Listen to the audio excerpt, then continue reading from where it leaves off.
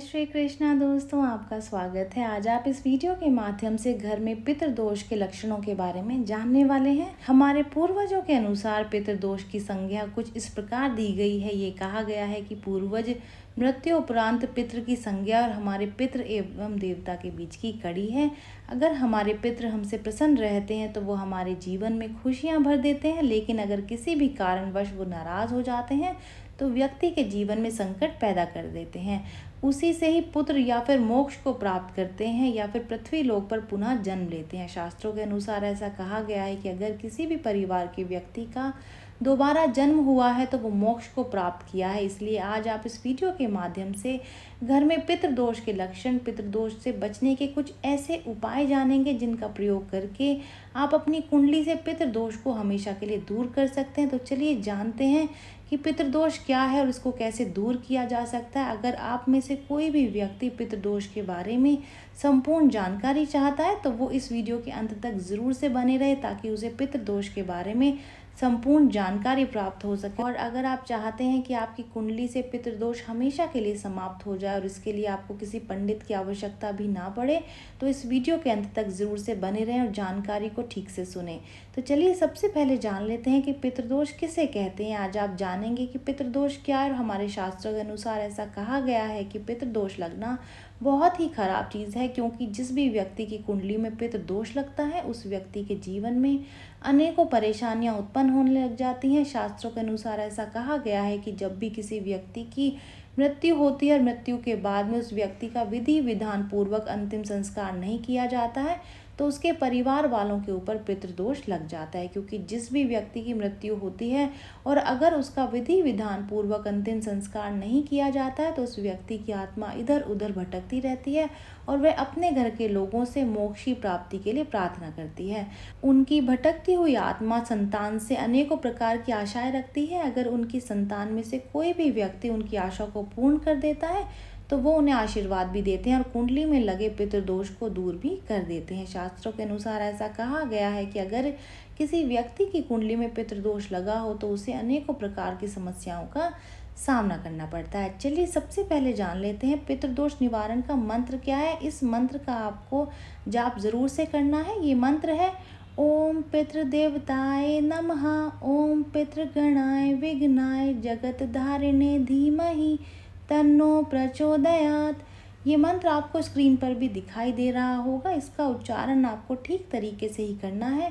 अब जान लेते हैं कि पितृदोष निवारण मंत्र पाठ विधि क्या है। अगर आप में से कोई भी व्यक्ति पितृदोष को दूर करना चाहता है तो आपको बताए गए पितृदोष निवारण मंत्र का जाप करना होगा। और इस मंत्र का जाप करने के लिए आपको इसकी विधि का पता होना बेहद ही आवश्यक है, जो कि आप अभी जानने वाले हैं। पितृदोष निवारण मंत्र का जो कि आपको मैंने अभी बताया है, जो कि आपको स्क्रीन पर भी दिखा था, उसको करने के लिए आपको सबसे पहले सुबह ब्रह्म मुहूर्त में उठ करके स्नान आदि से निवृत्त हो जाना है। इसके बाद में घर के मंदिर में बैठ करके धूप दीप एवं पवित्र लोटे में जल भर करके रखना है। उसमें थोड़ा सा गंगा जल या फिर फूल डाल करके उसमें रखने हैं।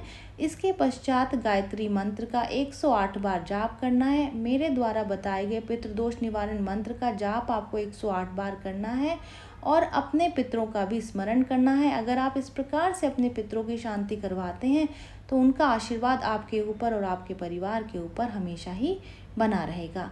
जान लेते हैं कि पितृदोष के क्या कारण है, क्या वजह होती है कि हमारी कुंडली में पितृदोष लग जाता है। पितृदोष लगने के कई कारण बताए गए हैं, जो कि आज आप इस वीडियो के माध्यम से जानेंगे। पहला ये कारण है कि जब भी किसी व्यक्ति की मृत्यु होती है तो उसका अंतिम संस्कार विधि विधान पूर्वक नहीं किया जाता है तो उस व्यक्ति को पितृदोष लग जाता है।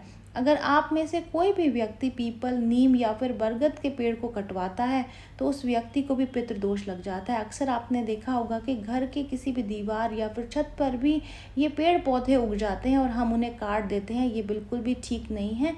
ये पेड़ पौधों को खुद से नहीं काटना चाहिए। अगर आप इन पौधों को खुद से काटते हैं तो आपकी कुंडली में पितृदोष लगता है। पितृदोष का तीसरा सबसे बड़ा कारण ये भी होता है कि सांप की हत्या करने पर भी पितृदोष लग जाता है। अक्सर हम भयवश सांप अगर हमारे घर में आ जाता है तो हम उसकी हत्या कर देते हैं, या फिर किसी और कारणवश गलती से हमसे सांप की मृत्यु हो जाती है तो इस वजह से भी हमारी कुंडली में पितृदोष लग जाता है। अगर आपके घर में या फिर आप कहीं सांप को देखें तो उसे मारे नहीं, सांप पकड़ने वाले को बुला लेंगे तो ज़्यादा अच्छा होगा, या फिर उसे किसी भी तरीके से पकड़ के उसको बाहर जंगल में छोड़ आना ज़्यादा बेहतर रहता है।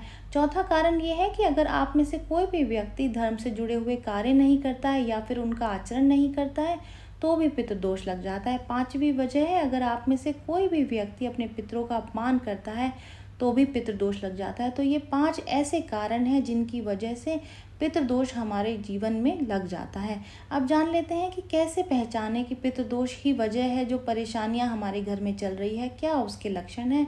उसमें पहला लक्षण ये है कि ऐसे किसी भी व्यक्ति के घर में लंबे समय से कोई अगर व्यक्ति बीमार है तो उस व्यक्ति के घर में पितृदोष लगा हुआ है। जब भी किसी व्यक्ति की मृत्यु होती है और उसका अंतिम संस्कार विधि विधान पूर्वक नहीं किया जाता है तो भी उस व्यक्ति के परिवार को पितृदोष लग जाता है। दूसरा लक्षण ये है कि अगर आप में से किसी भी व्यक्ति के घर में अधिक दुर्घटनाएं होती हैं तो भी ये पितृदोष का कारण होता है। तीसरा लक्षण है कि अगर आप में से किसी भी व्यक्ति के घर में नई शादी हुई है या फिर शादी को काफी लंबा समय बीत चुका है और महिला को गर्भ धारण नहीं हो रहा है तो ऐसा कारण पितृदोष की वजह से होता है और पितृदोष लगने के कारण घर में कोई भी बच्चा जन्म नहीं लेता है।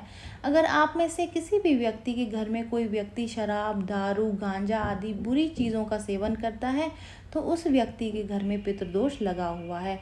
पांचवा लक्षण है, अगर आपके घर में बहुत अधिक लड़ाई झगड़े होते हैं तो आपके घर में पितृदोष लगा है। ये भी एक तरीके का लक्षण ही माना जाता है कि पितृदोष की वजह से ही ये सारी चीज़ें हमारे घर में होती हैं। छठा लक्षण है कि अगर आपको इसके विषय के बारे में नहीं पता है लेकिन अचानक से आपके परिवार में विकलांग या फिर कोई अनचाहा बच्चा जन्म लेता है तो ये भी पितृदोष के लक्षण होते हैं। सातवां लक्षण है कि आपके परिवार में कोई लड़की या फिर लड़का शादी करने वाला है लेकिन उस व्यक्ति की शादी नहीं हो पा रही है, आप एक योग्य वर नहीं ढूंढ पा रहे हैं तो आपके घर में पितृदोष लगा है जिस कारण कोई भी रिश्ता आपके घर में नहीं आ रहा है। तो ये 7 वो लक्षण है जिनसे आप पहचान सकते हैं कि आपके घर में पितृदोष लगा हुआ है या फिर नहीं। वैसे तो आपको पितृदोष के संपूर्ण लक्षण बता दिए हैं जिनके द्वारा आपको पता चल गया होगा कि पितृदोष के लक्षण क्या होते हैं। आपको पितृदोष दूर करने के लिए ऐसे उपाय आज आपको जानने के लिए मिलेंगे जिनका प्रयोग करने से आप पितृदोष जैसी समस्या से मुक्ति पा जाएंगे। तो आज आप ऐसे ही 5 उपाय जानेंगे। उन 5 उपायों में से अगर आप कोई भी एक उपाय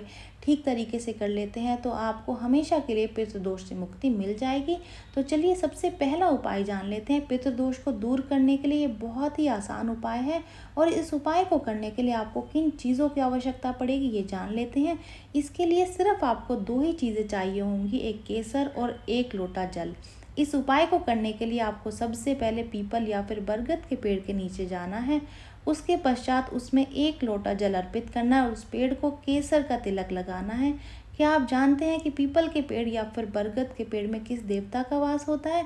तो आपकी जानकारी के लिए बता दूं कि बरगद के पेड़ में ब्रह्मा, विष्णु, महेश इन तीनों देवताओं का वास होता है। तो अब आपको केसर का तिलक लगाने के बाद में भगवान विष्णु के मंत्रों का जाप करना। उसके पश्चात पितृदोष को दूर करने के लिए हिंदू धर्म की प्रसिद्ध गीता श्रीमद् भगवत गीता का पाठ करना है। दूसरा उपाय जान लेते हैं। पितृदोष को दूर करने के लिए ये बेहद ही चमत्कारी उपाय है। तो चलिए जान लेते हैं कि इस उपाय को करने के लिए आपको किस चीज़ की आवश्यकता पड़ेगी। इसके लिए आपको सिर्फ 10 सिक्कों की आवश्यकता होगी। आज मैं आपको बता दूं कि इस उपाय को कैसे किया जाता है। इस उपाय को करने के लिए आपको कुछ सिक्के इकट्ठे करने पड़ेंगे। उसके पश्चात उन सिक्कों को अपने परिवार के सदस्यों में बराबर मात्रा में बांट देना है और उन्हें मंदिर में जा कर के दान कर देना है। अगर आपके घर में दादाजी हैं तो बस आप इतना ही करें कि उनके साथ जा कर के आप 10 सिक्कों का दान कर सकते हैं। तीसरा उपाय है पितृदोष दूर करने का। ये उपाय भी बेहद ही सरल और चमत्कारी है।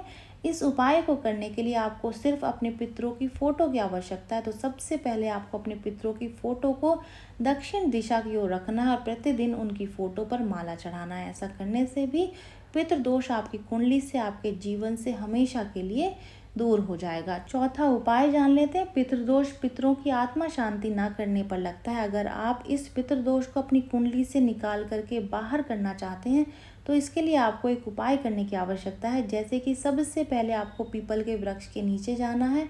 उसके पश्चात उसमें 1 लोटा जल श्रद्धा पूर्वक अर्पित करना है और धूप, दीप, अक्षत, दूध, गंगा जल, काले तिल इन सब चीज़ों को पीपल के वृक्ष पर अर्पित करना और हाथ जोड़ करके पितरों का स्मरण करना है। यहाँ आपको इस चीज़ का ध्यान रखना है कि अक्षत यानी कि जो चावल आप पूजा में इस्तेमाल करेंगे वो भले ही आप थोड़े ले लें, लेकिन वो टूटे हुए नहीं होने चाहिए, एक एक चावल का दाना साबुत होना चाहिए। पांचवा और आखिरी उपाय जान लेते हैं पितृदोष को दूर करने के लिए। अगर भगवान सूर्य को सुबह के समय अगर आप जल अर्पित करें और गायत्री मंत्र का जाप करेंगे तो पितृदोष से मुक्ति आपको मिल सकती है।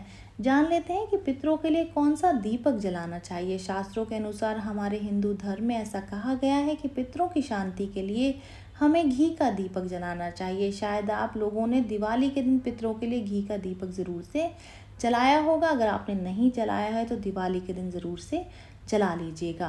पितृदोष की पूजा कहाँ कहाँ होती है ये भी जानना ज़रूरी है। अगर आप अपने घर में पितृदोष की पूजा नहीं करना चाहते हैं, कहीं बाहर जाकर के पंडित के द्वारा करवाना चाहते हैं, तो आप इन जगहों पर जा सकते हैं।